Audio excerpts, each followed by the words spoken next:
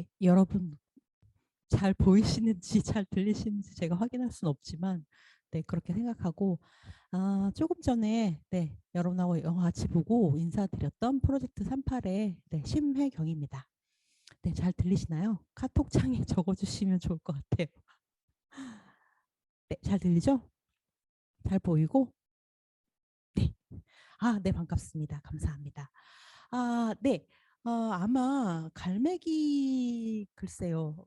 보시고 오늘 또 보시러 오신 분들도 계실 것 같고요. 이 영화는 아, 지금 프로젝트 38이 지금 여성 영화를 말하다 시리즈로 올해 8번으로 기획을 하고 있는데 그중에 5번째 시간으로 네, 준비를 했고요.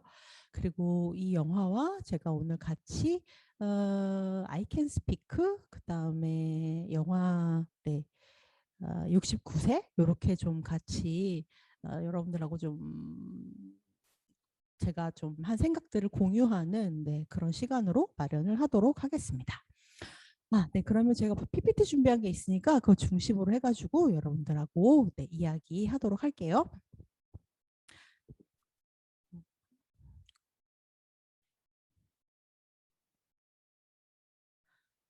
네, 제 목소리는 안 들린다고 알고 있지만, 제 모습은 안 보인다고 알고 있지만, 네, PPT를 중심으로 해서 여러분들이 네, 보시면 좋겠습니다.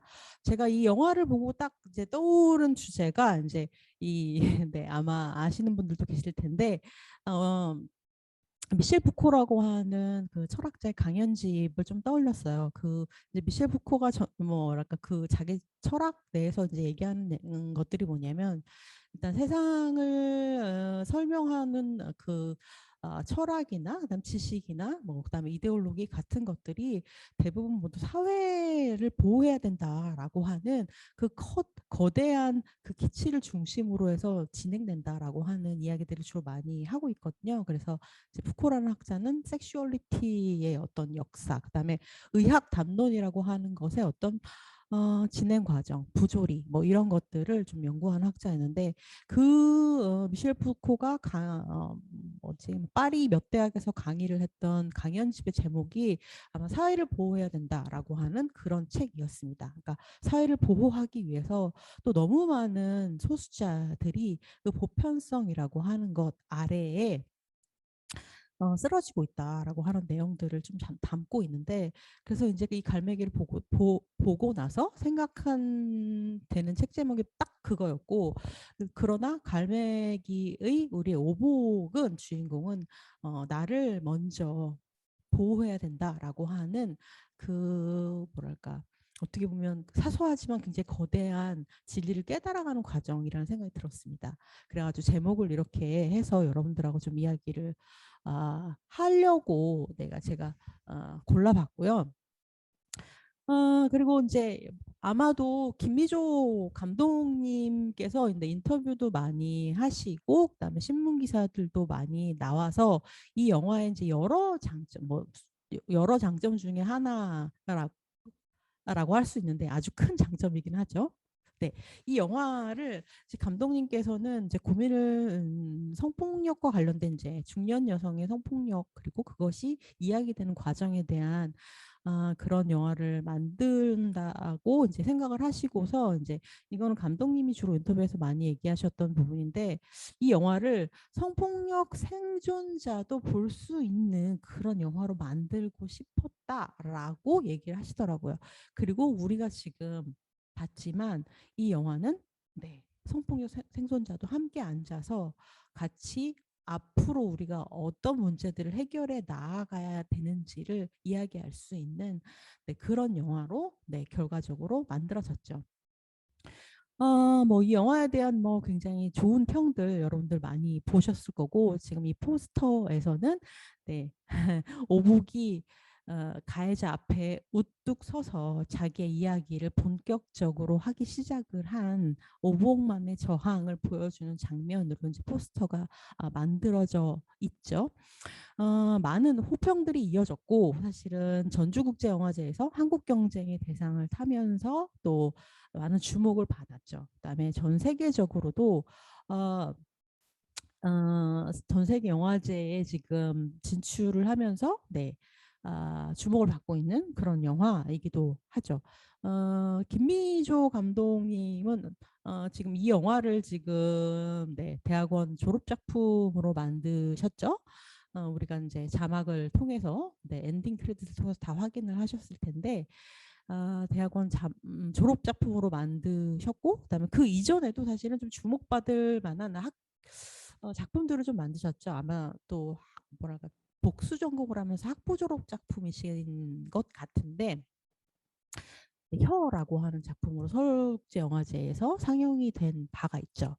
그 영화 그 단편 역시 고등학교에서 네, 체육 선생님께 네, 성폭행을 당한 이야기를 좀 담고 풀어내가는 과정을 담고 있고, 그 다음에는 또 조금 더 그것도 단편이긴 한데 뭐 둘 다 저는 보진 못했습니다만, 또 그 다음 작품으로는 혐오가족이라고 하는 작품을 만드셔가지고 또 부천 영화제에서도 호평을 받았던 그런 영화제죠.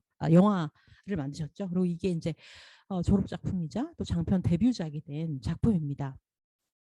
영화 제목이 왜 갈매기냐. 네, 저도 이제 영화를 보고 나서도 한동안 또 도대체 왜 갈매기인지 제가 잘 이해를 하지 못했는데, 왜 갈매기일까? 왜 갈매기일까? 아무리 생각해도 어떤 연관성도 없어 보였는데, 뭐 감독님께서 왜 갈매기로 이름을 지었는지에 대해서는 좀 여기저기 인터뷰에서 많이 말씀을 해주셨어요.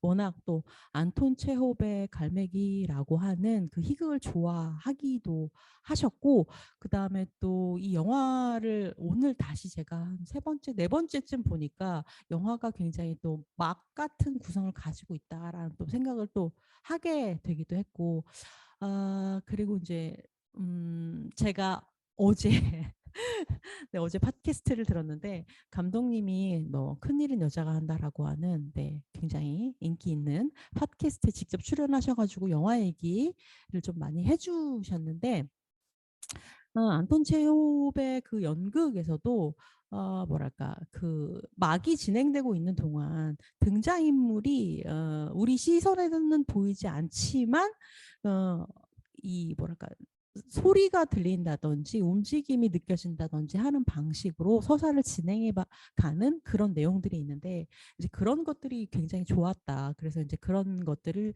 이 영화에서도 연출에 사용을 한 바 있다, 이렇게 밝혀주시기도 했고요. 그리고 또 갈매기라고 이름을 지은 거에 대한 이야기는 뭐라고 해주셨냐면, 이 갈매기라고 하는 존재가 이제 육지 근처에서 바다를 훨훨 날면서 이제 생계를 유지하고 살아가지만, 결국에 둥지는 육지에다가 짓는다라고 하더라고요. 그래서 그 근처를 자기 생존 터전을 떠날 수 없는 그 상황을 어떻게 보면 오보기가 가지고 있는 지금 이 상황하고 좀 연결을 시켜 주셨던 것 같아요. 그래서 갈매기라고 이름을 지었다라고, 제목을 지었다라고 얘기를 해주신 바가 있습니다.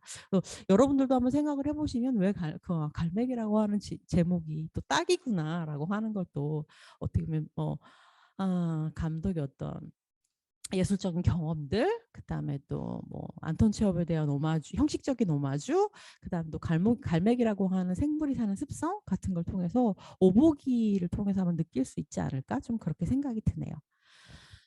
제가 여러 가지 얘기를 좀 준비를 하긴 했는데 좀 처음 풀어가는 과정은 좀 장면들을 중심으로 해서 여러분들이 영화 본 내용들을 좀 회상해 보시면 좋겠다라고 해서 장면을 몇 가지를 좀 준비를 했습니다. 이제 제가 딱 필요한 장면들을 스틸 사진으로 딱딱 구성되어 있는 게 아니어서 그렇게 배치를 하진 못했지만, 몇몇 장면들은 그걸 표현해주는 비슷한 장면들이 있어가지고 좀 골라봤는데, 첫 번째 장면을 통해서 그러니까 첫 번째 이 영화가 처음 시작하는 게 첫째 딸 이내의 상견례 장면으로 시작을 하게 되죠. 그렇죠? 그 장면을 보면 오보기와 그다음에 오보기를 둘러싼 가족 구성원들의 어떤 특성을 가지고 있는지, 오보기가 가족을 어떻게 생각하고 있는지, 그다음에 오보기 가족 내에서 어떤 존재인지, 이런 것들이 좀 네, 드러나죠. 그러니까 오복이의 남편과 그다음에 오복이의 첫째 딸만 등장을 하지만 오복은 시장에서 일단 30년간 지금 자기가 먹지도 않는 생선을 팔아가면서 가족의 생계를 거의 부양하고 있는 거의 가모장처럼 보이죠. 그렇죠? 남편도 뭐 직업을 갖고 있지만 경비라고 하는 직업을 갖고 있지만 가족의 경제를 다 이끌어가는 인물은 아닌 것처럼 보이고요. 그 다음에 남편이 아주 아무래도 경제적인 어떤 주도권이라고 하는 것들을 덜 갖고 있기 때문에 완전히 가부장적인 그런 인물에서 살짝 벗어난 약간 살짝 철이 없고 약간 큰아들처럼 느껴지는 그런 캐릭터로 이제 분하고 있다라고. 이제 먹는 것과 뭐 술 좋아하는 그런 발랄한 이렇게 말씀드려도 될까 모르겠지만 그런 캐릭터로 좀 등장을 하고 있죠. 그리고 이제 딸은 그죠. 영화 내내 이제 K 장녀의 모습을 보여주고 있기는 한데 이 딸들은 이제 엄마의 이제 서포트로 인해서 이제 대학을 다 마친 세 명의 딸이 있는 거죠. 그 중에서 이제 둘째 딸은 결혼을 해서 지금 영화에 등장하지 않고 큰 딸과 막내 딸만 등장을 하죠. 그리고 이 큰 딸은 지금 결혼을 앞두고 있고 결혼을 앞두는 와중에서도 이제 약간 이제 엄마가 어떤 지금 상태를 가지고 있는지를 그나마 가족 구성원 중에서는 조금 살피는 딸 정도로 등장을 하죠. 그럼에도 불구하고 이 가족이 그러니까 굉장히 평범한 가족 구성원이지만 다들 약간 자기 살 길에 바빠 보이는 그런 가족 구성원의 모습을 보여주고 있는 거죠. 그래서 지금 이 오복이 처한 상황, 그다음에 오복이 속하에 있는 그 가족 구성원들이 어떤 캐릭터를 가지고 있는지를 보여주는 그런 장면이 이제 첫 번째 장면이었던 것 같아요. 네. 막내딸은 뭐 너무 철이 없어서 심지어 상견례 장에도 부르지도 않는 뭐 그런 건 것 같고요. 네. 그리고 이제 두 번째 장면이 굉장히 저는 글쎄요. 이 영화의 미덕을 잘 보여주는 장면이라고 생각을 하고 있는데요. 이 영화는 성폭력을 당한 생존자에 대한 이야기를 담고 있는데 그 성폭력 생존자가 어떤 성폭력을 당했는지에 대해서 오보기의 입을 통해서 절대 이야기하지 않게 합니다. 그래서 보이지 않는 그 사건에 대한 사고에 대한 사실 사건이 아니라 사고죠. 오복은 사고를 당한 것이죠. 마치 교통사고를 당한 것처럼 사고를 당한 것이죠. 보이지 않는 그 사건에 대해서 굉장히 잘 재현하는 그런 영화라는 생각이 들어요. 말하지 않아도 되는 일을 굳이 이야기하지 않는 것으로 이 영화에 미덕이 있다라고 생각이 들어요. 그래서 이 장면은 첫 번째 막이 지나가고 나서 두 번째 막이 시작하는 것처럼 보여지는 그런 장면인데 오복은 굉장히 이제 큰 딸의 상견례를 무사히 너무 성공적으로 잘 마치고 지금 이제 그 재개발과 관련된 투쟁을 하고 있는 보상과 관련된 투쟁을 하고 있는 시장 사람들과 그 날을 흥겹게 즐기는 그런 저녁을 맞죠.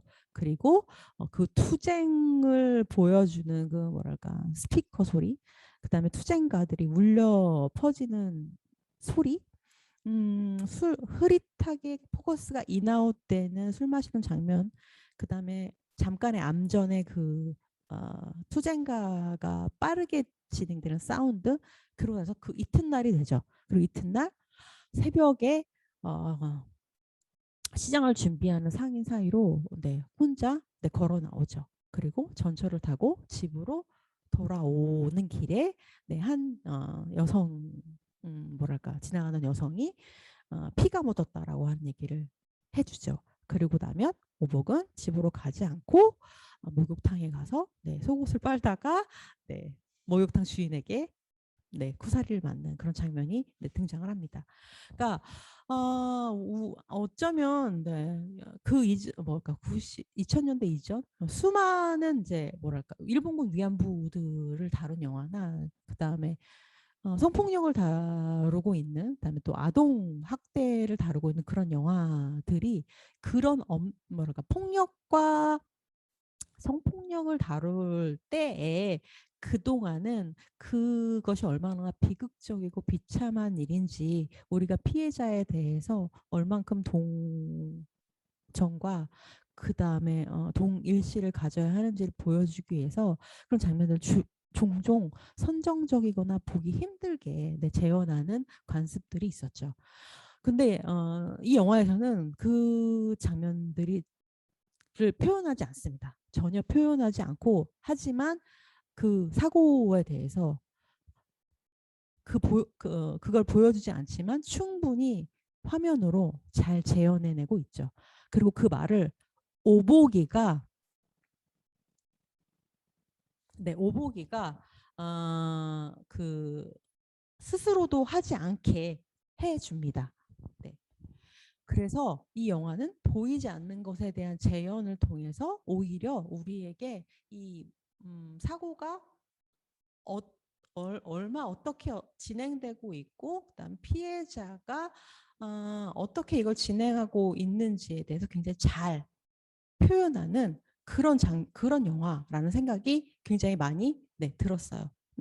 예를 들면 오보기가 이 자기가 당한 이 사고에 대해서 맨 처음에 동호 아빠라고 하는데 그 뭐라 시장에서 굉장히 존경받는 오라버니에게 맨 먼저 이야기를 하러 가는 장면이 등장을 하죠. 거기에서도 오보기는 무슨 일이 우리 모두 다 이제 무슨 일이 있었는지를 다 인식하고 있지만 그 사건에 대해서 구체적으로 얘기하지 않아요. 기태이가 나에게 잘못을 했고 그 잘못에 대한 사과를 받아달라라고 얘기를 하죠. 그리고 또 두 번째로 딸에게 이야기를 한 장면이 있어요. 딸에게 이야기를 하는 그 네, 한복을 맞추고 나서 그 딸에게 차 안에서 이야기를 하는 장면들이 있는데 그때도 역시 무슨 일이 일어나는지에 대해서 그걸 오복의 입을 통해서 언어화하지 않아요. 그냥 너한테 얘기하지 않을 걸 그랬다. 아빠한테는 얘기하지 말라. 라는 방식으로만 얘기를 하죠. 굉장히 보이지 않는 것에 대해서 잘 재현을 한 그런 영화라는 생각이 들었습니다. 이 장면들을 통해서. 여러분들도 그렇게 생각하셨을 거라고 믿고 이것이 바로 감독이 보여주는 굉장한 미장센, 미학이라고 생각이 들어요.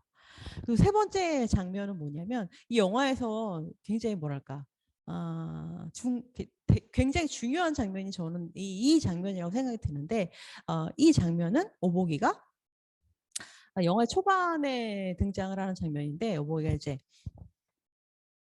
집에서 이제 하루 이틀 쉬다가 사고를 당하고 하루 이틀 당하고 쉬다가 그리고 이제 시장으로 다시 이제 자신 일상생활을 유지하려고 나오죠.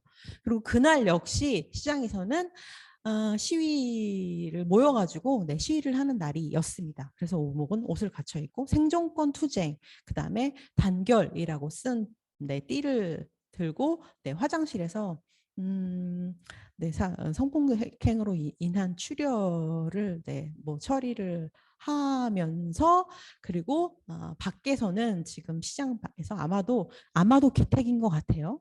이 투쟁을 지금 이끄는 기택이가 마이크를 잡고 이야기를 하는 내용을 들으면서 보면서 창밖을 보고 있는 장면이 등장을 하죠.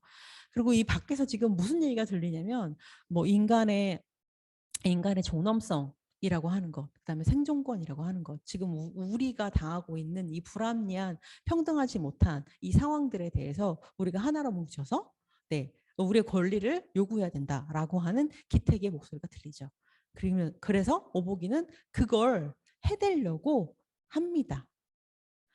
이 영화 전체에서 이런 장면들이 사실 상당히 많이 나와요. 지금 여러분들이 보고 있는 것처럼 오보기의 어떤 프로필을 보여주는 옆 화면을 보여주는 장면, 혹은 오보기의 약간 살짝 뒤에서 오버 더 숄더 샷으로 오보기 뒤통수와 옆통수를 보여주는 그런 장면들이 상당히 여러 번 등장을 해요.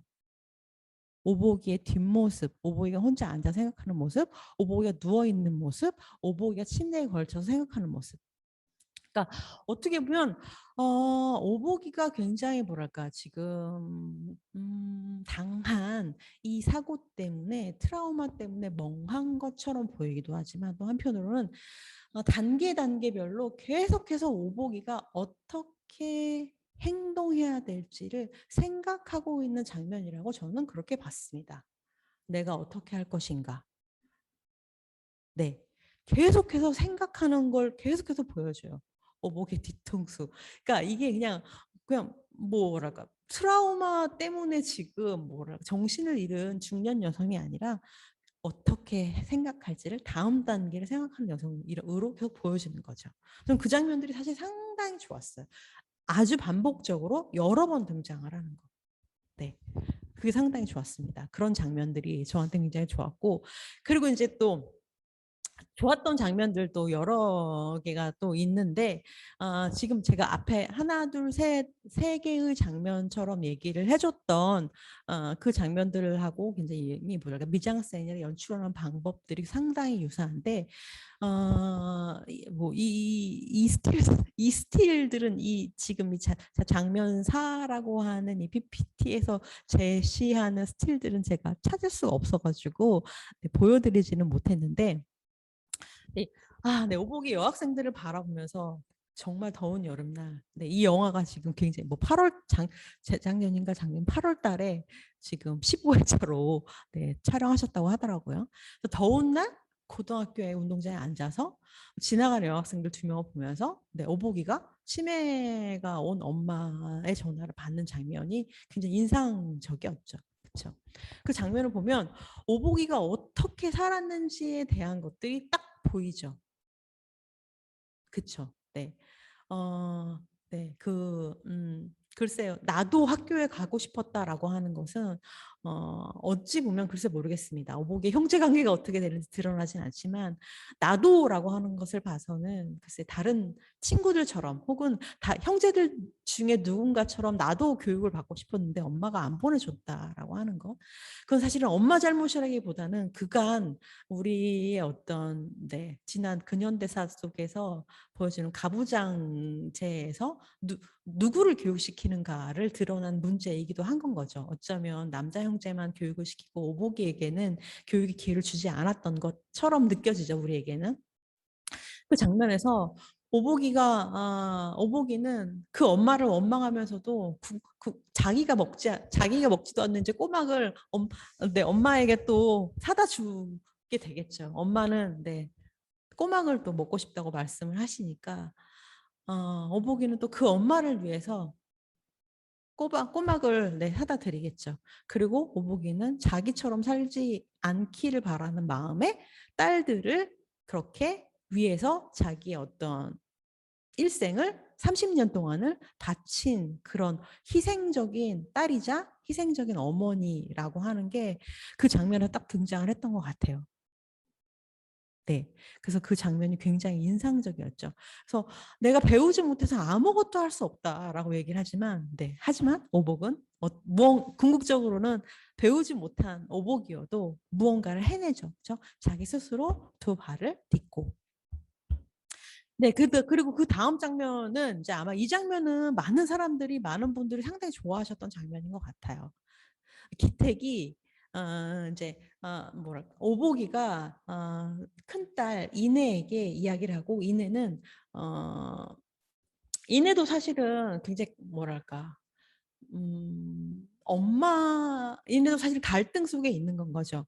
엄마를 그러니까 뭐랄까 약간 꾸짖는 그런 딸이기도 하고 왜냐면 왜 그렇게 늦게까지 술을 마셔서 뭐 행실이 좋지 않게 그렇게 그런 사고를 당하게 하느냐라고 얘기하지만 사실 또 동시에 엄마를 서포팅하는 딸이기도 하고, 그러니까 혼란스러운 상황들, 가족의 혼란스러운 상황들을 대표적으로 보여주는 것이 사실은 큰딸인데, 그럼에도 불구하고 딸은 엄마를 지지하죠.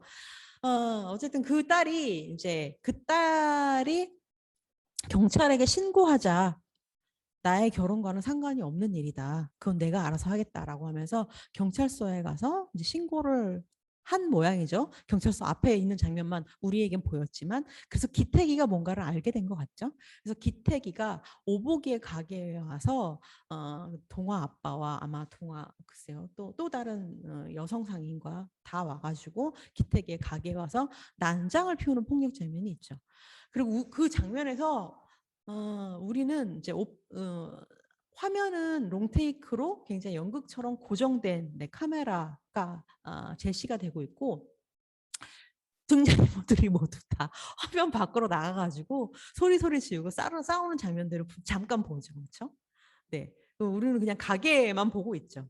근데 우리는 가게만 봐도 보이지 않아도 어떤 일이 벌어지고 어떤 내러티브가 진행되는지는 알고 있죠. 네, 가해자가 오히려 증거 있냐? 라고 얘기를 하면서 이 생존자에게 난동을 피우는 어이없는 장면들이죠. 네, 이 장면이 되게 좋았던 것 같아요. 오히려 그렇죠? 이 성폭력 생존자에 대해서 어떻게 생각하는지, 주변인들이 어떻게 생각하는지, 어떻게 응대하고 있는지를 굉장히 아주 잘 보여주는 첫 번째 장면이었던 것 같아요. 그리고 또 오복이가 시장 상인 중에 이제 또들 중에 모든 그 시장 상인들 중을 다 뭐랄까 이제 증인 이제 뭐 호소문을 돌려보려고 하기도 하고, 이제 증인이라도 세우는 것이 증거를 확보하지 못했다라고 한다면 그게 중요하다라고 하는 경찰의 이야기를 듣고, 시장을 이제 그 자리에 있었던 시장 상인들을 찾아가게 되죠. 이제 그 중에서 되게 흥미로웠던 것이 글쎄 저만 그랬는지 모르겠는데, 어찌 보면 저는 뭐 여성연대를 살짝 기대했던 것 같아요. 네, 왜냐하면 우리는 I Can Speak라고 하는 작품을 본 일도 있고, 비슷한 시장에서 그다음에 시장 여성 상인들이 보여줬던 연대의 어떤 뭐랄까 충만한 환타지의 어떤 극명한 경험이 있었기 때문에, 어떻게 보면 또 한편으로는 여성 시장 상인들의 연대 같은 것들을 기대하고 있었는지 모르겠습니다. 근데 그 누구도 오보기에 대해서 뭐랄까 증언을 해주지 않죠. 그 중에서 가장 어리고 그다음에 남성 시장 상인으로 등장을 했던 성태만이 어찌 보면 증언을 해줄 것처럼 이야기를 하죠. 그 오복이 그 시장 상인 중에 성태에게 증언을 해달라고 말하는 그 골목 장면들이 굉장히 인상적이었어요. 왜냐하면 결국에 성태는 증언을 해주러 경찰서에 나오지 않는데, 오복이 가야 하는 그 좁고 긴 골목을 쭉 보여주는 게, 오복이 앞으로 나아가야 하는 것은 결국에는 그 누구의 도움도 없이 혼자서 가겠구나라고 하는 약간 복선 같은 느낌이 들기도 했기 때문에, 저는 또 이 장면도 상당히 인상적인 장면 중에 하나였어요. 네.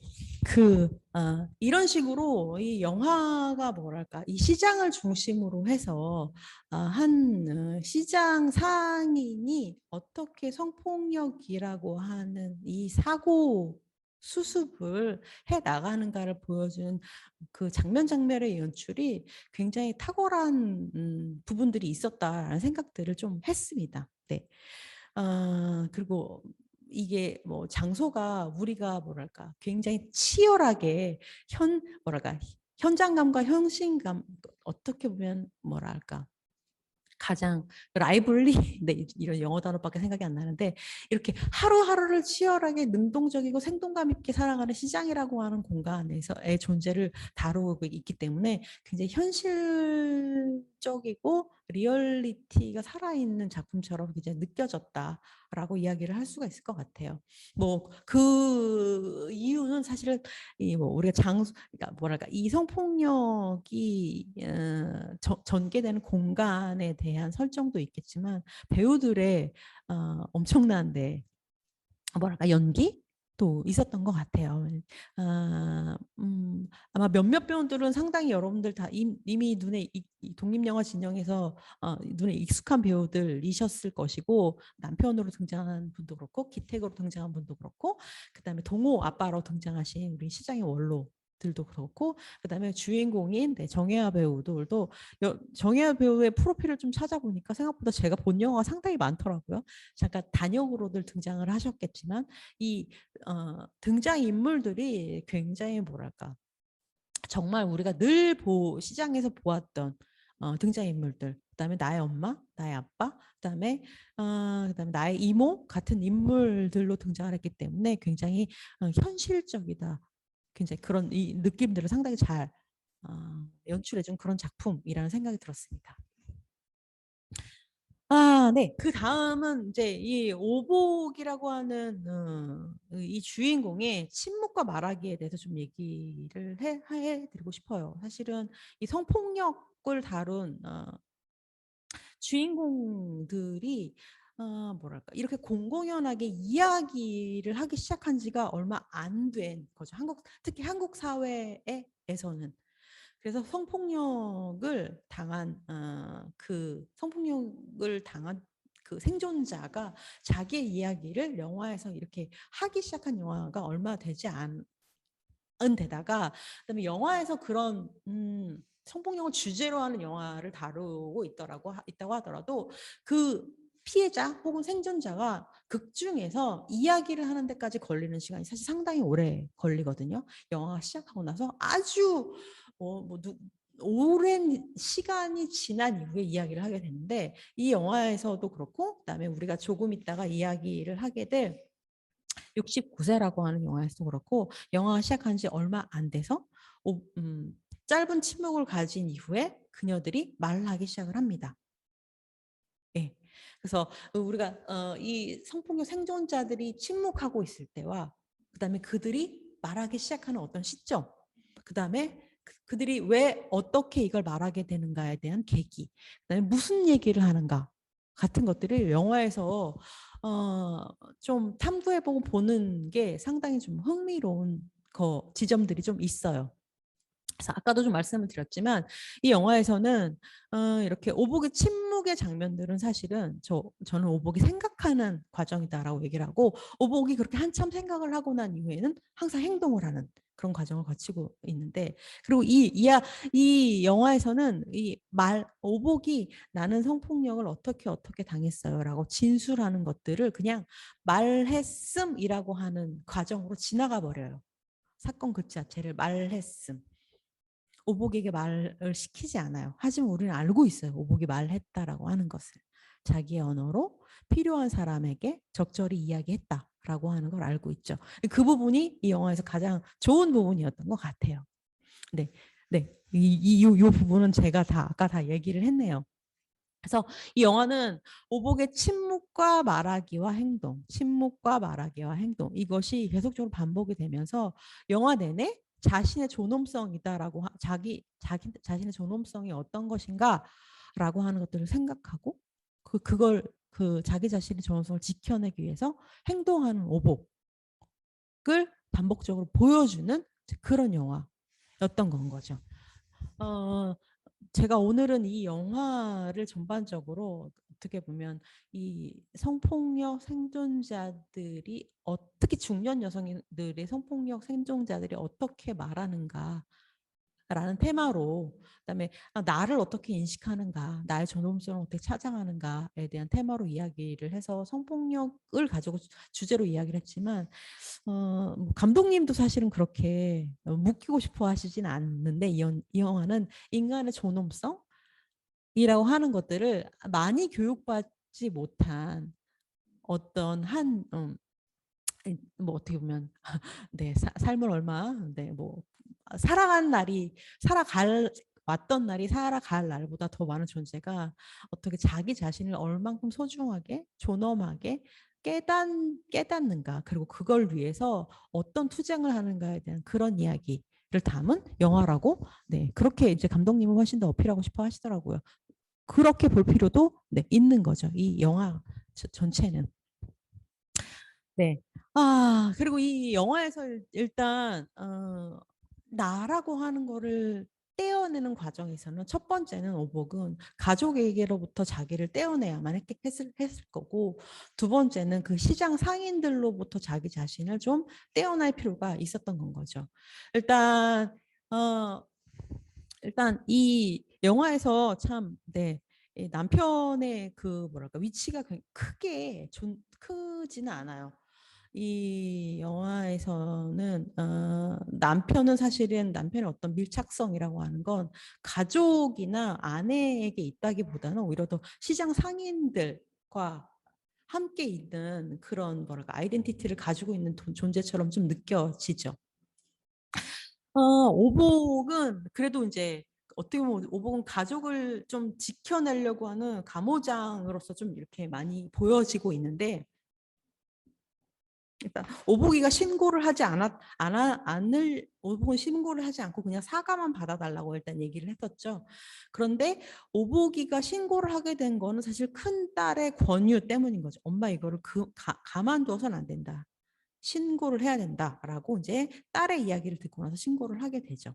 그때 그 얘기를 할 때 오복이 제일 먼저 걱정했던 건 그거죠.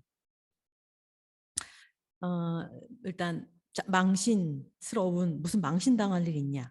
그리고 두 번째로 걱정한 건 결혼하려고 하는 딸. 사돈댁에서 이걸 알면 퍽 참 좋아하시겠다. 이 얘기를 하죠. 그런데 결국에는 그런 문제들에서 벗어나서 자기 자신이 이거를 사과받아야 할 문제고 그다음에 이거는 사고와도 같은 것이기 때문에 그는 사고를 만든 사람은 처벌을 받아야 된다라고 이제 인식을 하게 되는 건 거죠. 그리고 이제 시장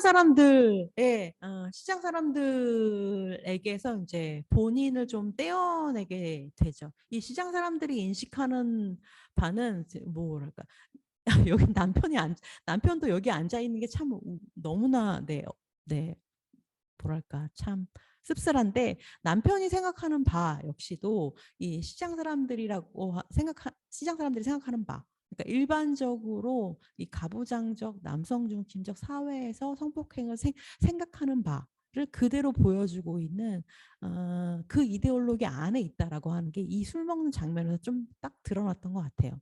여기에 이제 시장 상인들 여성들은 등장하지 않지만 시장에서 같이 몇십 년을 같이 존재했었던 걸 있을 것 같은 여성 시장 상인들도 그렇게 생각을 하죠.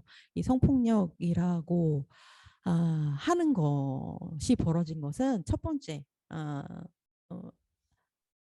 오복이가 술을 너무 좋아해서 네, 술을 오복이만 좋아해서 문제가 되는 게 아니죠. 오복이가 술을 좋아한 것만큼 기태도 술을 좋아했기 때문에 가해자의 행실을 탓하는 것이 아니라 피해자의 행실을 탓하죠.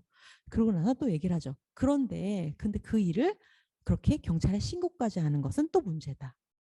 그리고 이 지금 공동의 이익을 위해서 지금 왜냐하면 시장이라고 하는 이 시장이라고 하는 지금 이 공동의 이익 집단은 굉장히 이 보상 문제를 두고 지금 생존권과 그다음에 우리의 이익을 위해서 투쟁을 하는 중인데 오복이 이런 이 우리 안에서 벌어진 일을 터트리면 우리의 이익이라고 하는 것이 망가질 수 있다라고 하는 점 이런 것들을 사실은 공통적으로 다 하나의 이익 집단으로서 가해자와 동일시하고 있다라고 하는 것 그리고 그 이익이라고 하는 것이 가부장제에서 보여주는 그 여성에 대한 불합리한 편견에 휩싸인 그 성관념에서 벌어지고 있다라고 하는 점들을 쭉 보여주고 있죠. 그리고 이 자리에서 무언가를 듣고 온 남편이 그날 집에 와서 오보기에게 그렇게 얘기하죠. 네. 네, 시장에서 누가 누구를 뭐 따먹었다 이렇게 표현하죠. 있는 이제 없다고 들었다. 그런데 성폭행이라고 하는 것은 여자가 네, 도와주지 않으면 일어날 수 없는 일이다라고 하는 거를 이 남편은 2번이나 이야기를 하죠. 영화에서 심지어. 그러니까 사회가 갖고 있는 이 이데올로기 그리고 이것이 남성 중심적인 방식 그 다음에 이 자본주의적인 이익을 위해서라고 한다면 여성이라고 하는 존재 이 소수자라고 하는 존재 그 다음에 이런 그런 것들은 모두 다 묻어줘야 하고 작은 문제로 취급되는 이 대의를 위해서는 여성이 소수자들이 희생을 해야 된다라고 하는 방식으로 사회가 보호되어야 된다라고 하는 것들을 보여주고 있는 그런 장면으로 우리가 인식을 할 수가 있겠죠. 그래서 이렇게 가족으로부터 자기 자신을 떼어내고 그다음에 이 이익 집단으로 대변되는 이 신장 사람들 사회의 어떤 관념에서 자기 자신을 떼어내죠. 그럼 나는 뭐냐? 이 사람 저 사람 다 위해서 눈치 보고 희생하다가 나는 언제 챙기냐라고 하는 것을 이제 어복이가 가해자와 대면을 하고 시장 사람들의 어떤 설득을 통해서 설득에서 이제 뭐랄까 설득 어떤 장소에서 뛰쳐나오면서 이제 그렇게 얘기를 하죠.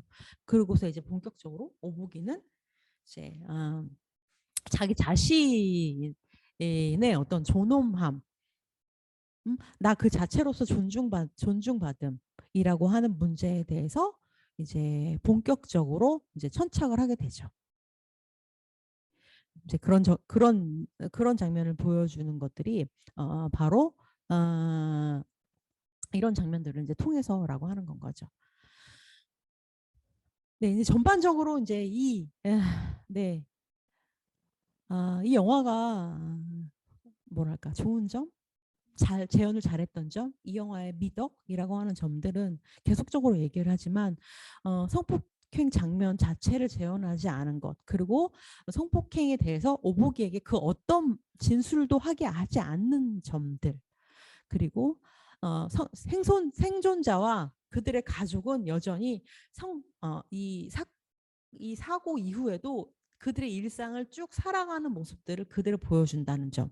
그 일상을 어떻게든 그러니까 왜냐면 결혼식도 하고 그다음에 오복은 어쨌든 가게에서 뭐 그래서 가게를 정리하고 나오는 것처럼 보이긴 하는데 가게에서 일상을 살아가는 것들을 쭉 보여준다라고 하는 점.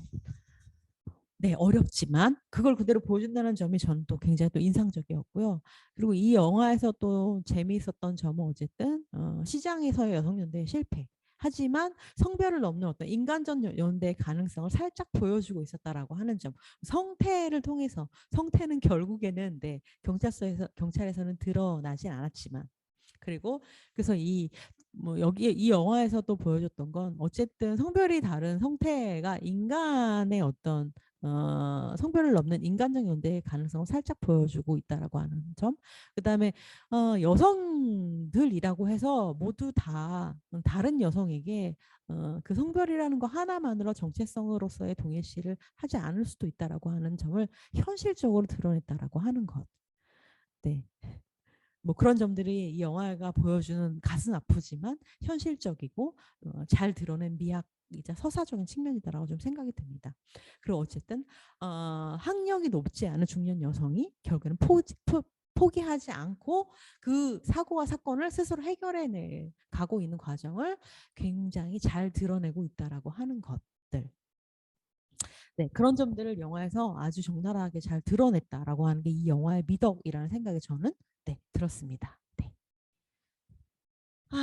그리고 나서 사실 저는 이 영화를 보고 나서 영화가 좀 이 영화를 보면서 계속 떠올리게 했던 이전의 작품들이 있었어요.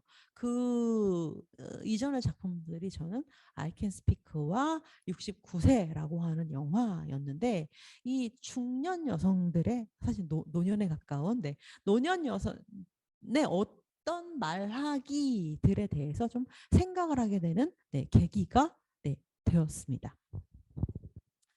네, 그래서 I Can Speak는 심지어 이제 뭐 말하는 것에 대한 영화잖아요. 근데 성폭행 피해자다라고 자기 자신을 정체화하고 이야기하는 얘기에 대한 것이잖아요. 심지어 그래서 이제 I Can Speak 같은 경우는 이제 어떻게 보면 처음으로 네, 중년 이 여성의 성폭행에 대해서 크게 말하게 된다라고 하는 걸 극영화해서 아주 뭐랄까 뭐 성공적으로 심지어 장르적인 관습들을 통해서 잘 표현을 한 그런 영화였죠.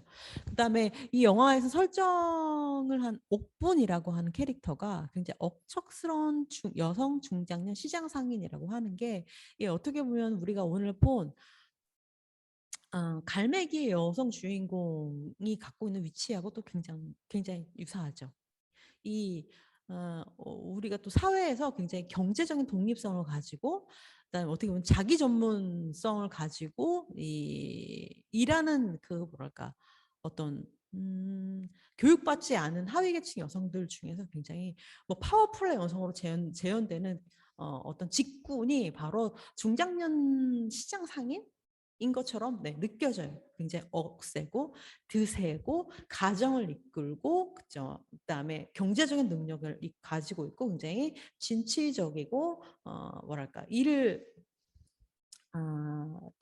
뭐랄까 잘 진척시키는 그런 여성이 아우라를 가진 사람이라고 하는 걸로 이제 설정이 된 거죠. 그래서 옥분이도 그다음에 우리의 주인공인 오복이도 결국에는 자기 스스로 자기를 자기가 겪었던 일 이야기하고 해결해 나가는 그런 공통점 같은 게 있는 것처럼 이제 보여졌던 것 같아요.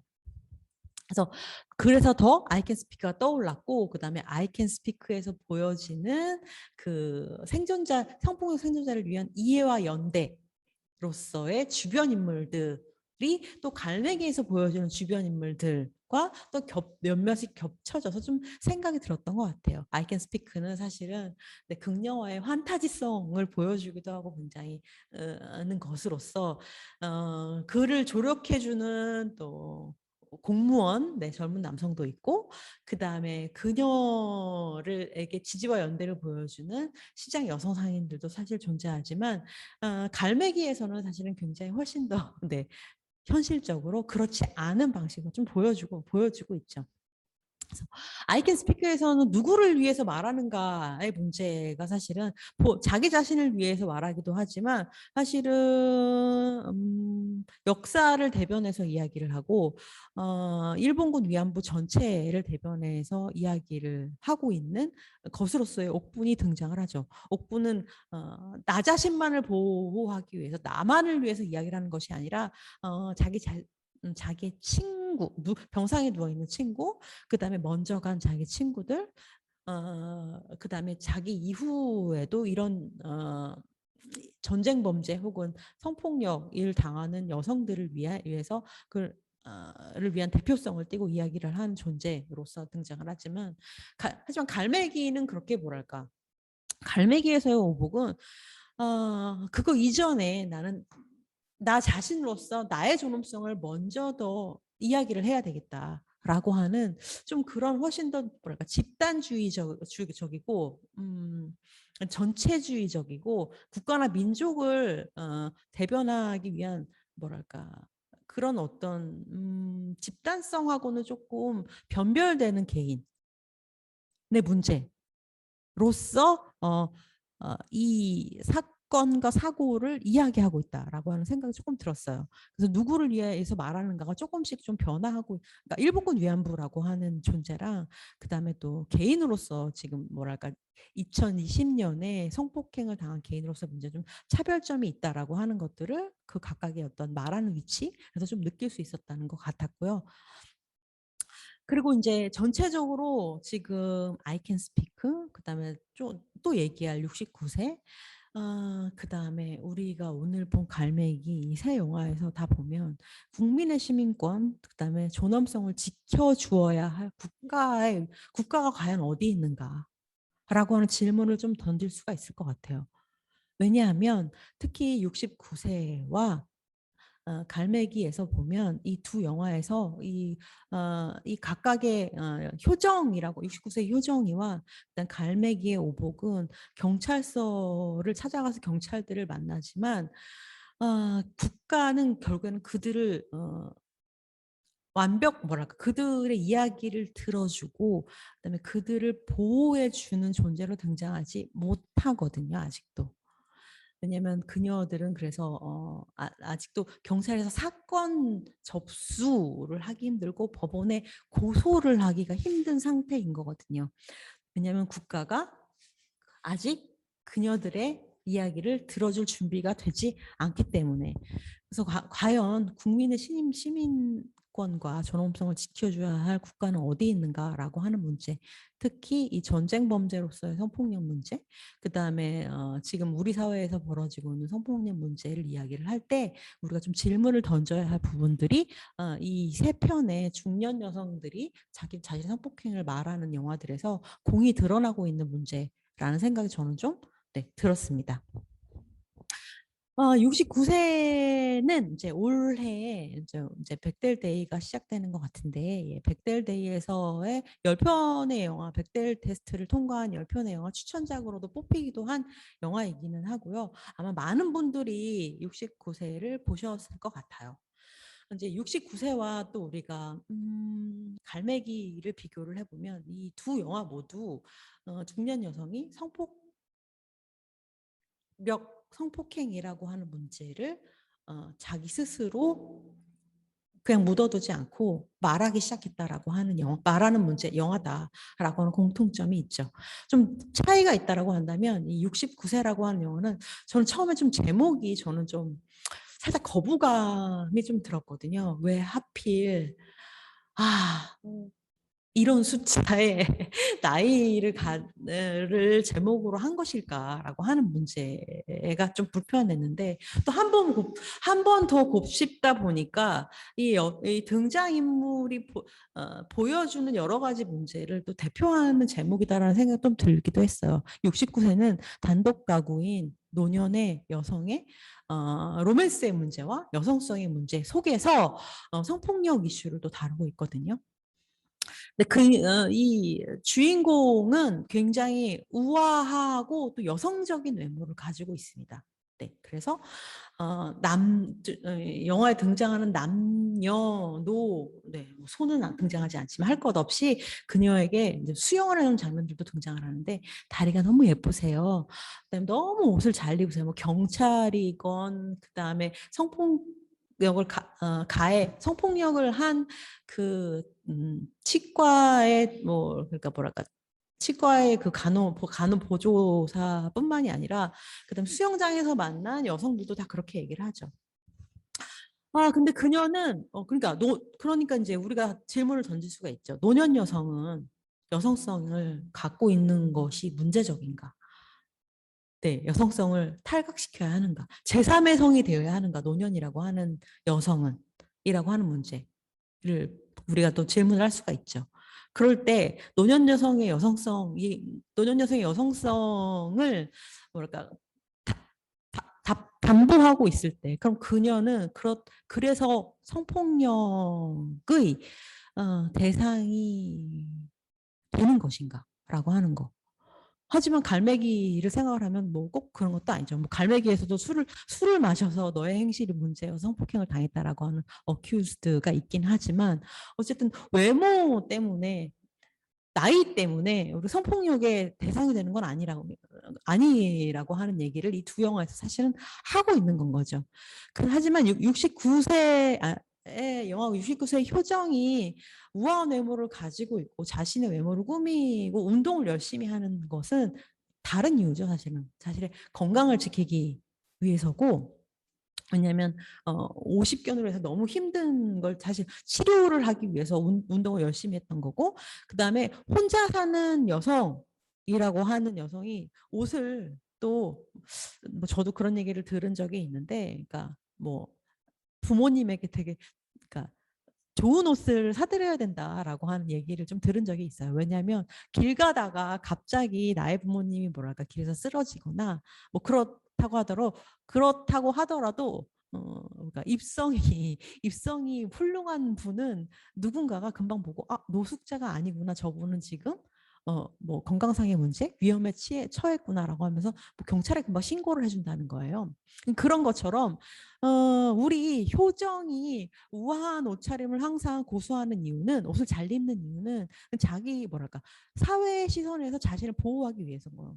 이제 생존을 위한 거죠. 사람들이 나를 무시하지 않게 하기 위해서. 그 다음에 또 한편으로는 내가 이렇게 옷을 잘 입고 있어야 내가 훨씬 더 좋은 직업과 직장을 가질 수 있기도 하고, 그런 여러 가지 사회에서 보호받기 위한 방편으로 우아한 옷을 갖춰 입는 이라는 건 거죠. 그래도 이 영화에서도 재밌는 부분이 뭐냐면 이 같이 뭐랄까 이 효정의 동거인이자 남자친구로 등장하는 동인이라고 하는 분이 기주봉 씨가 등장을 하는데, 네. 기주봉 배우가 자기가 이제 함께 살고 있는 여자친구, 그다음 효정이 성폭행을 당했다라고 하는 걸 알게 되죠. 알게 되고 나서 같이 경찰서에 가서 신고를 하고 그걸 이제 진행해 주는 과정들이 있는데, 사실은 이 남자 친구이고 그러니까 어떻게 보면 법적인 아무런 음, 효정을 위해서 대신 진행해줄 개연성을 갖고 있지 않죠. 이 동의는 근데 너무 웃긴 게 엄청나게 분노를 하고 화를 냅니다. 네, 계속해서. 계속해서 영화 내내 흥분을 너무너무 많이 하고 자기가 막 문제를 막 어떻게 해서든지 막 해결해 보려고 효정과 상의 없이 효정에게 묻지 않고 뭐 단독적으로 막 해결을 해요. 하지만 결코 동의는 아무것도 해결하지 못해요. 오히려 효정이 조용히 조사하고 그다음에 효정이 아무것도 하지 못할 것 같은 굉장히 우아하고 뭐랄까 연약해 보이는 그 여성이 하나하나 해결을 해 나가죠. 그러니까 그 둘의 해결 방식이 굉장히 다르다라고 하는 것들을 이 영화에서 좀 보여질 수가 있는 것 같아요. 또 이 영화에서 저는 이 영화가 좀 굉장히 여러 가지 그러니까 문제 제기한 어떤 것들도 상당히 좋았는데, 이 영화에서 되게 좋았던 장면이 뭐냐면 사실은 이 남성 가해자의 취조 장면과 남성 보호자의 진술 장면을 교차 편집하는 장면이 굉장히 좋았어요. 그러니까 이 영화에서도 효정에게 뭐랄까 이 성폭력에 대한 진술을 하지 않게 해요. 이 영화 역시 69세에서도. 그래서 그걸 대신 어떻게 얘기를 하냐, 대신 경찰서에 이 남성 가해자 28세? 네, 남성 가해자를 불러다가 취조를 하고, 그다음에 남성 보호자의 역할을 하고 있는 동인이 효정에게 들은 이야기를 대신하게 하는 그런 진술 장면을 서로 교차를 하죠.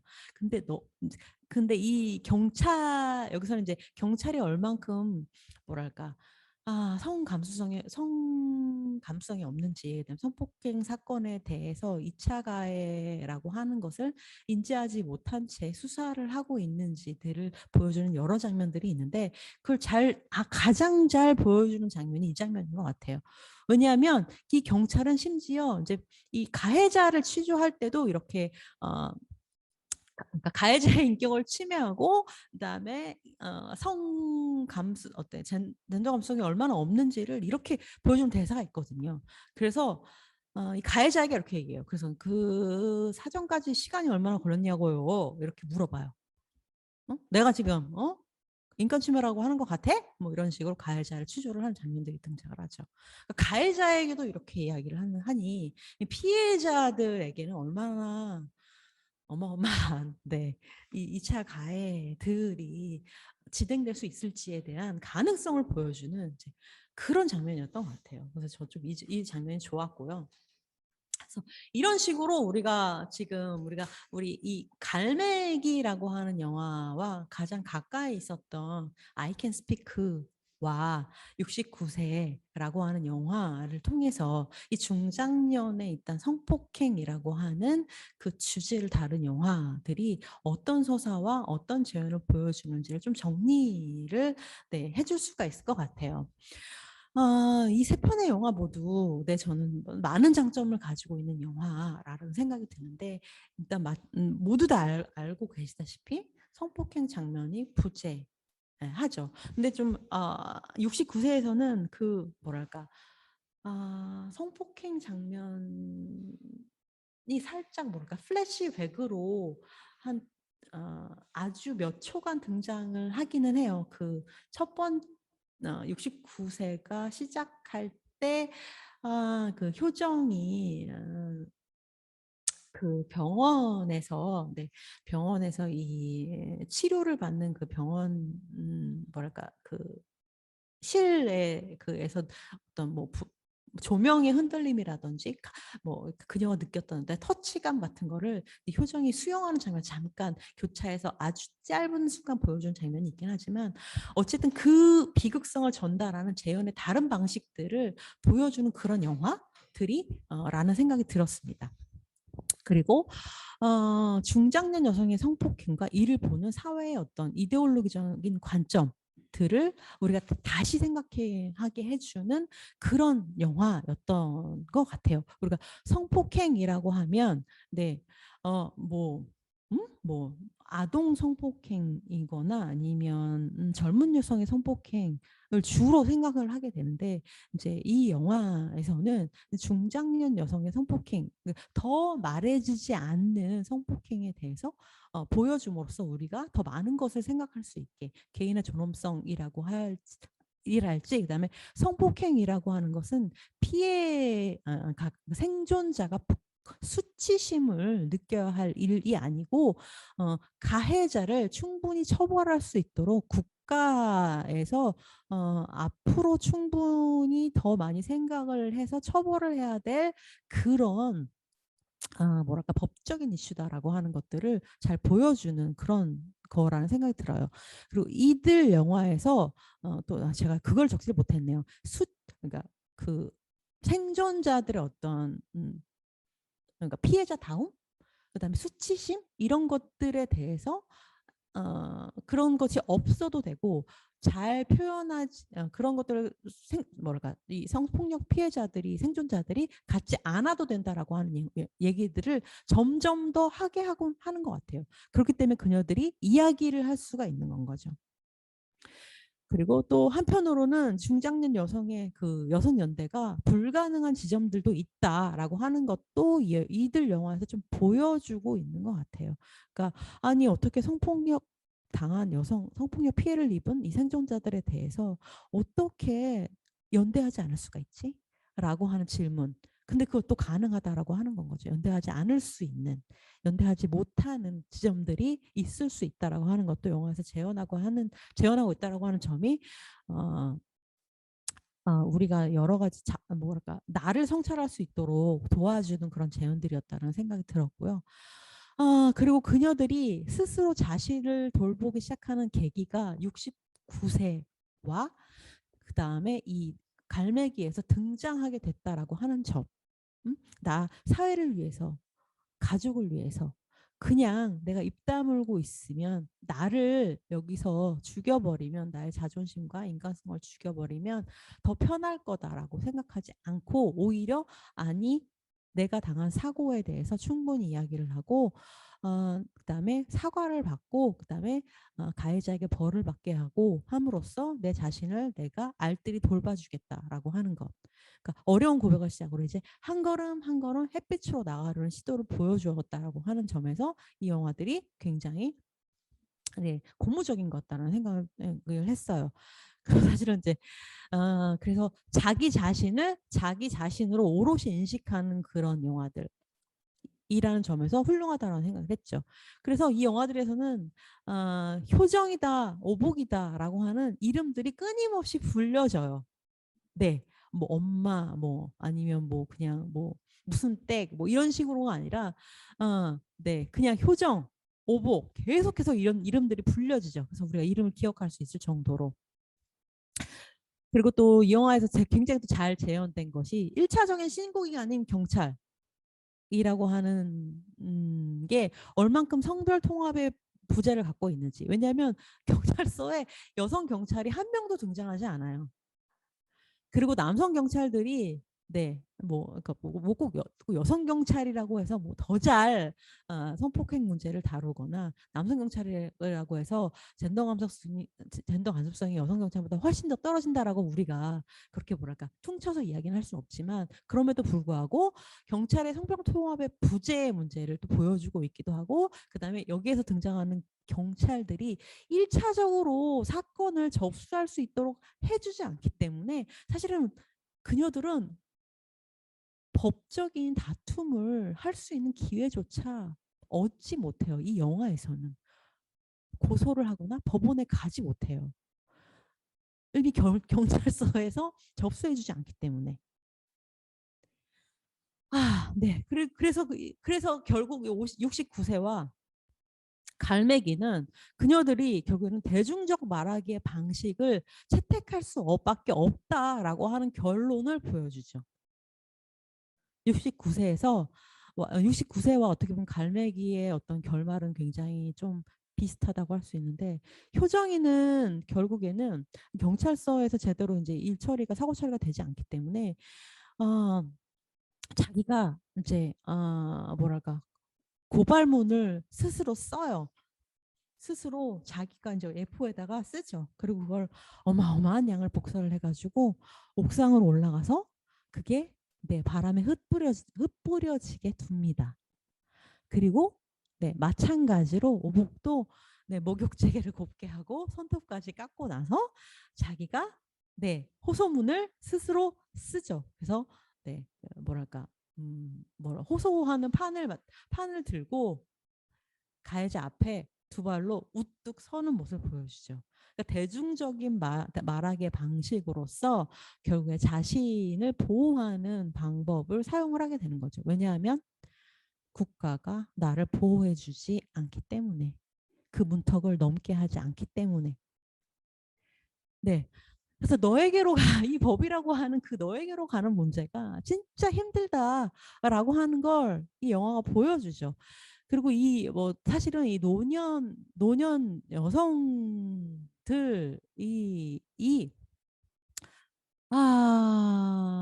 고소 고발을 하는 게 쉽지가 않죠. 사실은 어떻게 보면 효정도 그 용기를 내기 위해서 동인이라고 하는 그 뭐라고 해야 될까? 그 동네에서 약간 뭔가 좀 방귀깨나 끼는 그중에서 좀 약간 인지도가 있고 좀 약간 선생님 소리를 듣는 그 남자친구를 대동하고 경찰서에 어렵게 가서 고소문을 써야 했고, 그리고 또 우리 오복이 같은 경우도 어떻게 보면 딸의 그런 어떤 행정적인 지원이나 심적인 서포팅이 없었다라고 한다면 경찰서에 가는 일조차 이제 힘들었을 거라는 건 거죠.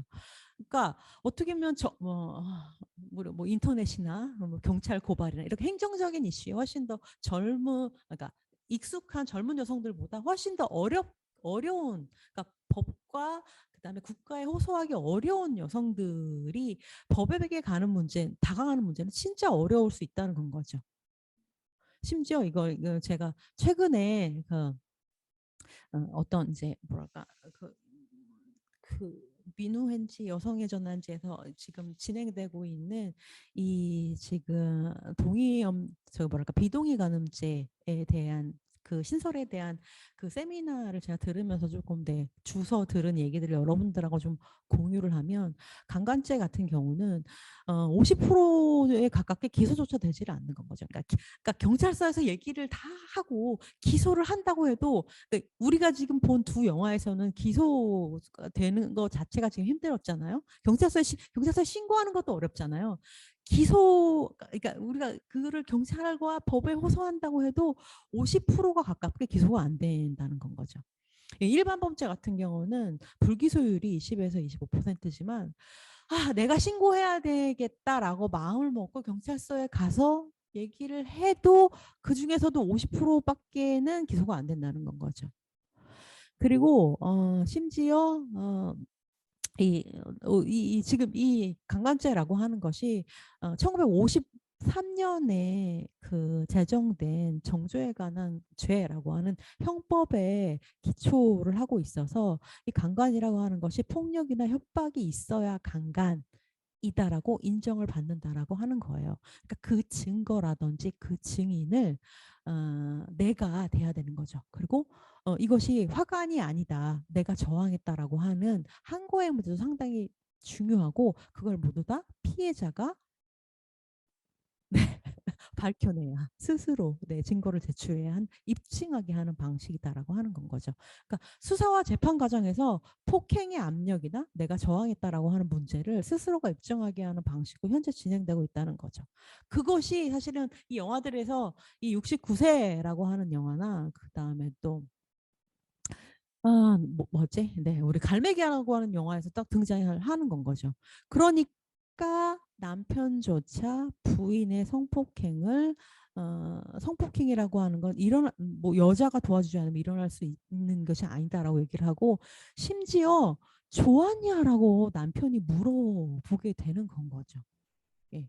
이게 정말 어처구니가 없는 일인데 그렇게 되니까 이렇게 그러니까 수사와 재판 과정에서 그런 일들이 벌어지다 보니 수많은 2차 피해 원인이 이제 시작이 되는 게 바로 이렇게 불합리한 법 그러니까 제도 때문에 이루어지고 있는 건 거죠.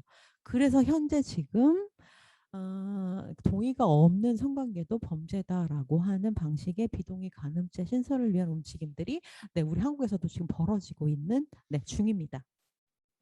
근데 제가 여러 가지 이제 이야기를 많이 했는데 제가 좀 빼먹은 이야기가 있는데 오복이 내가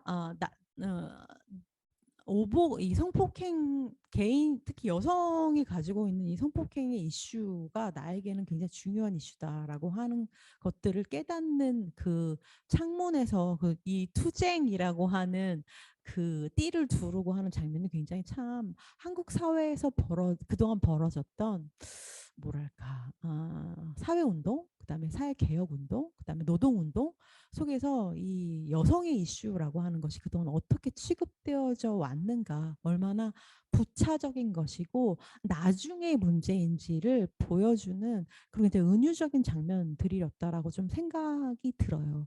그리고 이제 영화에서 계속 그 얘기를 하잖아요. 기택이 우리의 투쟁에서 얼마나 핵심적인 인물이고 필요한 인물이냐. 기택이 없다라고 한다면 우리의 투쟁은 힘들다. 왜 젊은 사람의 앞길을 막냐라고 하는 것은 우리가 이제 최근 몇 년 동안 미투 운동을 통해서 보아왔던 몇몇 몇몇 사건들을 떠올리게 하는 것 같아요. 예, 그러니까 왜 나의 이 사건 사고가 왜 후순위로 밀려야 하는가에 대해서 나를 왜 먼저 보호하면 안 되는가에 대한 이야기를 좀 오보기의 상황을 통해서 이 어떤 정치적인 이슈, 그다음에 이 노동 현장의 이슈, 그다음에 집단 투쟁의 이슈에서 좀 생각해 볼 필요가 있지 않나? 그런 점들을 이 영화가 많이 좀 전해주었던 것 같아요. 네, 네. 제가 준비한 이야기는 오늘 여기까지고요. 네, 제가 얼마나 했나요? 1시간이 그래도 넘었네요. 네, 네, 제가 이걸 여기까지 하고요. 네, 여러분들이 질문 주셨던 거 공유하자고 얘기해 주셨던 것들을 조금 보면서 얘기를 할게요. 네, 제가 카톡은 그동안 못 봤습니다. 처음부터 여러분들이 쭉 보내주신 내용들을 좀 보여주시면 그쵸, 윤호님께서 생각하는 모습 많이 보여줬다는 건 다들 보셨던 것 같고요. 또 윤호님께서 역시 치매에 걸린 엄마와 통화하는 장면에서 많이 울었다. 꼬막이 먹고 싶다고요라고 또 계속 그 얘기 많이 해주셨고 실제 엄마랑 하는 게 아니라 또 그냥 한탄이나 상상인 것은 아닌가 또 그 얘기를 하기를 했죠. 사실 엄마랑 그게 커뮤니케이션이 되는 건 아니었겠죠. 그렇죠? 큰딸에게 감정이입이 많이 될 수밖에 없었을 것 같아요. 왜냐하면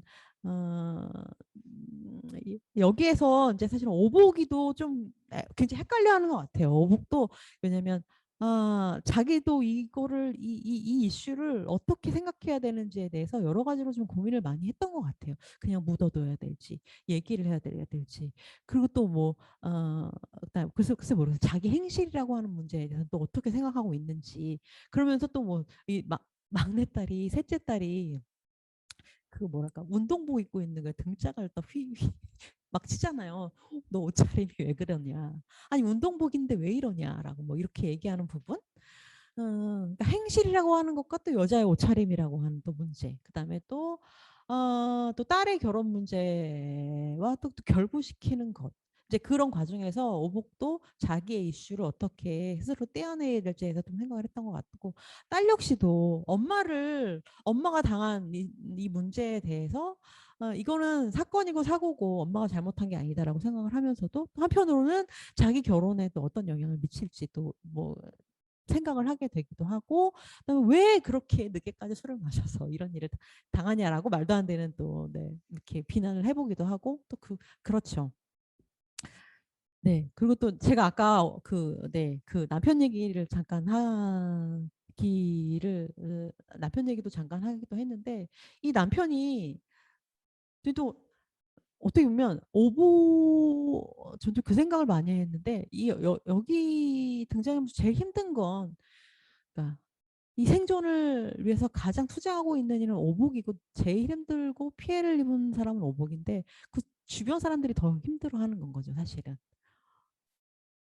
왜 가만히 이불 닥치고 있지 않아가지고 이렇게 시장 상인들도 다 피곤하게 하고 가족들도 힘들게 하고 이 남편이 술 먹고 부축 당해서 오는 장면이 참 아이러 아이러니죠. 오복은 혼자 걸어와요. 남편은 와서 씻지도 못하고 또 그걸 오복이 닦아주고 또 당하는 모습, 2차 피해를 당하는 모습. 그러니까 자기가 더 힘든 것처럼 보여지는 그런 주변 사람들의 모습. 그러니까 우리가 좀 그것도 생각을 해봐야 될 것 같아요. 우리가 주변에 저도 아주 가까운 사람이 그런 뭐 일들을 당하진 않았는데, 그러니까 이 성폭행 피해자의 주변에 있는 그 집단에 속한 집단에 속해 있다거나 아니면 내 가족이거나 할 때, 어쨌든 심리적인 어떤 괴로움을 함께 나눠지는 거 분명하죠. 근데 그 과정에서 우리가 항상 생각하지 못하는 건 이건 가해자 때문에 벌어진 일이고 그다음에 이 가해자를 두둔하고 있는 이 어떤 시스템 내 문제점 때문인 거고 그래서 이 생존자가 오히려 더 피해자이고 가해자인 것처럼 그를 더 조사하고 그가 잘못한 것처럼 되는 이 어떤 분위기와 문화에 대해서 훨씬 더 많이 생각해야 된다는 좀 그런 생각을 좀 많이 하고 있어요 최근에는. 네, 네. 전복이랑 문어를 기태기가 갖다 준 게 맞아요. 네, 진짜 어이가 없지 않습니까? 문어랑 전복 갖다 주면 됩니까? 그래, 그걸 또 맛있게, 맛있게 가족들이 뭣도 모르고 이제 먹게 되죠. 그러니까, 그러니까 말을 해야 되는 것 같아요. 네, 그 이전에 말을 했다면 가족들은 그 문어를 그렇게 먹지 않았겠죠. 그렇죠? 네, 너무 힘듭니다. 네. 그쵸. 성폭행이 됐다. 그러니까요. 가족들이 먹게 된다는 게 기분이 나빴다는 거. 맞아. 네. 저 아저씨가 남편인 줄은. 네. 해맑은 남편. 감독님이 남편을 그렇게 그리고 싶었다고 하더라고요. 이제 철없는 큰아들처럼 그리고 싶었다라고 하는 게 제가 어제 들은 그 큰일은 언니들이 한다에 나와서 네. 그 팟캐스트에 나와서 감독님이 말씀해 주신 바가 좀 그랬고요. 질문이라고 하는 건 딱히 뭐 질문이 네, 있는 것 같진 않네요. 네, 다들. 네. 젊은 여성 감독이 노년의 여성 권리에 대해서 이야기하고 있는 게 굉장히 인상적이다라고 하는 네, 네, 그렇죠. 네, 뭐 저도 다 동의합니다. 아님께서 네, 말씀해 주시는 내용들을 네, 다 동의합니다. 음, 네, 아이캔 스피키에서 여성 상인들은 그쵸. 갈매기에서의 재개발 같은 이익관계가 없어서 가능했던 것이 아닐까 그런 생각이 들었다. 근데 아이캔 스피키에서도 사실 재개발 이슈가 등장을 하긴 하는데 근데 그게 사실은 그쵸. 이 성폭행 이슈를 이야기한다고 그 재개발 건이 네, 건에서 보여지는 뭐랄까 이익관계가 달라지진 않기 때문에 네, 그런 거긴 하죠. 감독은 자본주의적 욕망이 여성연대나 공동체의 가장 큰 적이라고 생각하는 것일까요? 글쎄 이거는 글쎄 저도 이거는 그냥 우리가 각자 좀 생각을 많이 해봐야 될 것 같다는 생각이 드는데 그러니까 뭐 우리의 정체성이라고 하는 거는 사실은 다양한 것이 중첩되어 있고 우리가 어느 상태 그러니까 뭐 내 안에 여러 가지 보따리가 있는데 어떤 상태에서는 나는 뭐 큰딸이라고 하는 정체성을 꺼내고 어떤 상태에서는 나는 뭐 공무원이라고 하는 정체성을 꺼내고 어떤 상태에서는 여성이라고 하는 정체성을 그렇게 꺼내는 것 같아요. 그리고 누군가에게는 여성이라고 하는 정체성이 가장 최우선시 먼저 되는 그런 사람이 있는 것이고 또 어떤 사람에게는 나는 여성이 아니라 공무원이라고 하는 정체성이 더 많이 우선시 되어 있는 것이고 뭐 그럴 수 있을 것 같아요. 그래서 이 정체성이라고 하는 것이 이 성별 모두를 관통을 해서 이렇게 뭐랄까 동일한 방식으로 우선순위가 매겨지는 것이 동일한 것은 아니다. 라는 것 같고 그리고 자본주의적 욕망이라고 하는 게 우리가 뭐 이렇게 뭐 신자유주의를 살다 보면 가장 먼저 또 우선시 될 수 있는 것일 수 있을 것 같아요. 네. 발맥의 경찰은 69세 경찰보다는 좀 나아진 것 같기는 해요. 근데 글쎄, 네. 그런 것 같긴 하죠. 그러니까 근데 갈매기에서 경찰이 등장하는 거 사실은 한 장면뿐이에요. 네. 그것도 어, 음, 신고를 하러 가서는 정작 경찰서 문이 닫혀서 들어가지 못하죠. 그렇죠? 경찰서엔 들어가지 못하고 오히려 머리끄댕이 싸고 이게 되게 잡고 경찰이 출동한 장면에서 좀 그 얘기를 하는 게 좀 저는 조금 되게 아이러니하긴 했어요. 어쨌든 네, 경찰이 등장하는 장면이 훨씬 적어서 경찰의 젠더 감수성이 덜 표현이 되어서 69세 경찰보다 좀 나아 보이는 건 아닐까? 좀 그 생각을 하기도 했어요. 네. 적어도 하여간 믿는다는 말은 해주긴 하죠. 오복이 내일을 위한 시간에 산드라가 떠올랐다라고 얘기를 해주시고 있네요. 네. 네, 저는 제가 죄송합니다만 요 영화를 못 봐가지고 제가 꼭 나중에 챙겨보도록 하겠습니다. 네. 또 뭐랄까 딱히 질문이라기보다는 이제 영화들을 보시고 느껴졌던 장면들, 제가 미처 여러분들하고 같이 공유하지 못한 장면들에 대한 이야기들을 많이 해주신 것 같아요. 그, 네, 오복이 건물 위에서 근데 무엇 때문에 지금 무엇이 뭐랄까 억울해서 그 위에 그 뭐 건물과 관련된 이슈겠죠? 올라가 있는지는 모르지만 그러니까 아무도 그 사람이 왜, 뭐 때문에 거기서 이야기하는지 관심이 없긴 한 거죠. 그렇죠? 어쩌면 오복이가 이야기하는 것에 대해서 그 시장을 드나든 수많은 뭐랄까 뭐라고 해야 되지? 손님들과 시장 상인들은 관심이 없을 수도 있을 것 같아요. 그렇죠? 오복이 이야기를 대중적인 말걸기로 이야기를 하기 시작했다라고 하는 것. 오복이 자기 나름대로 해결책을 스스로 해 나가고 있고 자기 자신의 소중함을 깨달았다고 하는 게 큰 한 발 나서는 발전이긴 하지만 궁극적으로 이것이 해결될 것인가에 대해서는 사실은 미지수긴 하죠. 그렇기 때문에 마냥 긍정적인 결말은 아니다라고 되새기게 된다라고 하는 부분이 저도 동의가 되는 부분이긴 합니다. 네, 어쨌든 맞서서 나가는 모습에서 무언가 느껴졌다라고 하는 부분. 네. 네, 주 오복이어서 주체로서의 오복임을 드러내는 의도와 장치였을까 이렇게 얘기를 해주시네요. 네, 네. 그래도 오복이는 뭔가 5가지의 복은 있는 것 같아요. 그쵸? 뭘까? 뭐 딸복도 있고 일단 그쵸? 네, 경제적인 능력을 할 수 있는 그런 복도 있고 여러 가지. 그래도 복이 있는 네. 최근에 달라진 점들 또 많이 여성 경찰이 담당하게 되었던 얘기도 좀 해 주시고 네.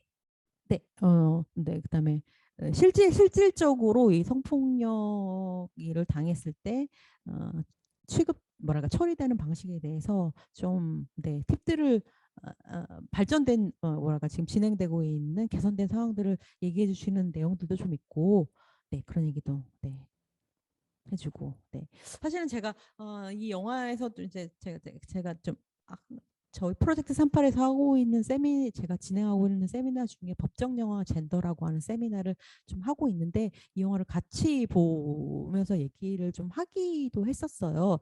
그때 이제 많은 분들이 얘기를 해주시는 저도 얘기를 좀 하고 난 많은 분들도 어떻게 얘기를 해주셨냐면 그러니까는 이 성폭력을 이야기하는 영화에서의 이 남성 등장인물들에 대한 남성 조연들 그다음에 서포트해주거나 지지해주는 남성들에 대한 얘기들을 좀 했거든요. 왜냐하면 I Can Speak에서의 네, 그 이재훈의 역할 사실은 거의 보기 드문 굉장히 엄청난 네, 그런 서포터로 등장을 하죠.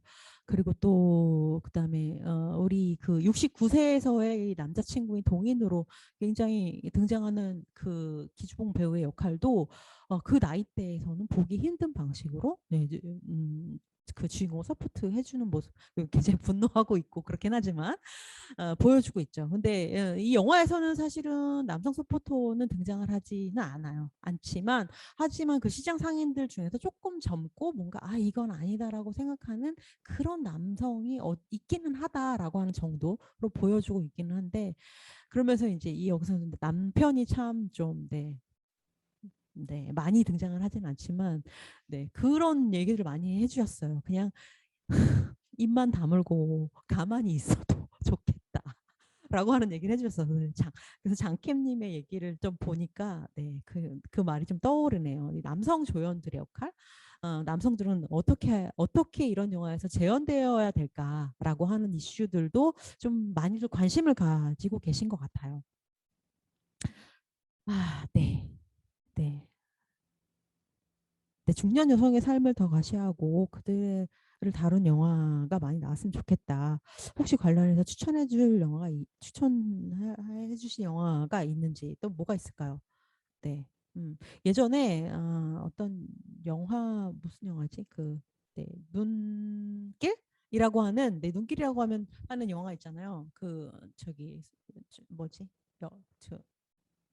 네, 일본군 위안부의 이야기를 다룬 드라마가 이제 영화로 개봉했던 영화가 있었는데 좀 그 얘기는 좀 하시더라고요. 그러니까 일본군 위안부를 다루는 영화가 이 소녀들이 막 그 식민지 시대 때 성착취를 당하는 장면들의 재현 아니면 이제는 이제 노인이 되어가지고 그 과거에 아주 그러니까 40년대에 당했던 일을 이제 80년, 90년에 한 5, 60년 지나서야 이야기하는 영화들이 있는데 그때 그 눈길을 쓰신 시나리오 작가님하고 제가 뭐 무슨 행사를 할 때 만난 적이 있는데 그녀들이 그러니까 이 일본군 위안부들이 중년을 어떻게 보냈을지 그러니까 이 해방된 조선에 와서 이 대한민국에 와서 그녀들이 30대, 40대를 어떻게 보냈을지에 대한 이야기를 해보고 싶다라고 한 적이 있었는데 그런 영화가 나오면 좀 좋을 것 같아요. 그래서 중년 여성의 삶이 더 가셔야 되고 그들을 다룬 영화 혹시 지금 전 당장 떠오르는 건 없는데 그런 영화 좀 있으면 카톡으로 좀 생각나시는 분들이 있으면 추천해 주시면 좋을 것 같아요. 주연 배우님 인터뷰도 있습니다. 그리고 감독님 인터뷰도 찾아보시면 꽤 많이 나와 있어요. 뉴스에 나온 것도 있고요. 아까 팟캐스트도 들으시면 감독님이 말씀을 너무너무 잘하시더라고요. 네, 그래서 네, 들으시면 좋을 것 같고요. 네, 네, 눈길 네 보내주셨네요. 네. 네, 디마프가 짱이라고 네. 네, 해주셨는데 네. 아주 한동안 그러니까는 2016년 이전에는 여성 주인공이 등장하는 영화가 또 한동안 너무너무 없었던 영화들이 있었거든요. 또 여성이 주인공을 한다고 해도 대부분 20, 30대의 몇몇 여성들 외에는 주인공으로 할 수 있는 영화가 없었어요. 그리고 그 영화들도 대부분 뭐랄까 멜로드라마라든지 아니면 몇몇 공포 영화 정도.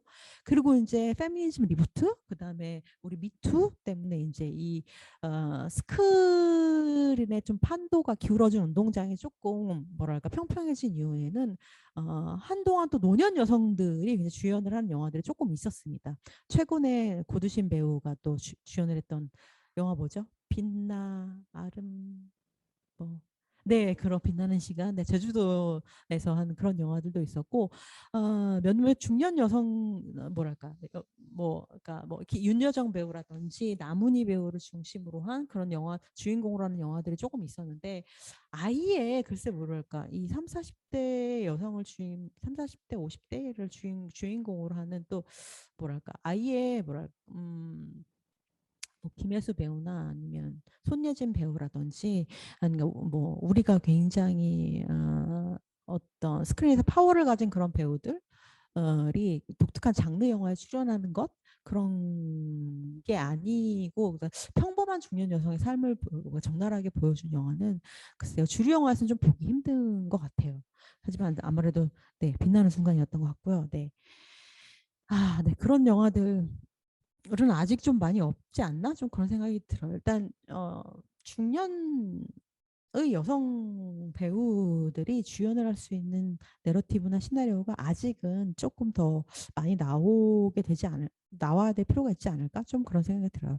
그래도 어쨌든 최근에는 훨씬 더 많이 여성과 관련된 이야기, 그다음에 여성 서사와 관련된 시나리오들이 훨씬 더 많이 나오고 있고, 그다음에 그런 것들을 또 영화진흥위원회에서도 조금 그렇게 성평등 지수라고 하는 것들을 도입해가지고 지원해주는 어떤 최소한의 어떤 장치 같은 것도 마련이 되어서 그리고 좀 우리가 오늘 지금 김미정 감독님 이야기도 봤지만 영화과를 졸업한 이렇게 눈부신 능력을 가진 여성들이 아마 더 뭐 우리가 지금 2019, 20, 20을 해서 특히 독립영화 지정에서는 그런 반짝반짝 빛나는 많은 여성 영화 감독들의 좋은 이야기 많이 보고 있으니까 더 많은 얘기가 많이 나올 것 같아요.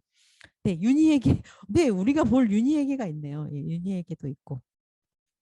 네, 제가 오늘은 여기까지로 해서 정리를 하면 좋을 것 같습니다. 지금 프로젝트 38이 지금 5번째 해가지고 여성 영화를 말하다 지금 진행을 했고요. 그다음에 다음 달에는 지금 오늘도 와 계신데 그 손희정 선생님께서 10개월의 미래라고 하는 네, 임신과 관련된 이야기를 또 굉장히 네, 굉장히 잘 만들고 재밌는 영화거든요. 그 얘기 가지고 이야기 해주실 거고요. 그다음에 11월 달에는 조혜영 선생님이 임신한 나무와 도깨비 예, 제 뒤로 막 다 보이고 있긴 하네요. 저희 만들어주신 플랜카드 다 보이고 있긴 한데 임신한 나무와 도깨비 11월 달에 예, 진행될 거고요. 그다음 12월 달에는 윤희에게를 중심으로 해가지고 또 최근 만들어진 특히 이제 여성 퀴어 영화 에 대해서 좀 저희 셋이 모두 다 함께 이야기를 해보는 그런 자리 마련을 했습니다. 그러니까 인디스페이스 계속해서 찾아주시고요. 아, 네. 오시는 분이 또 오신다고 제가 네, 그렇게 들었습니다.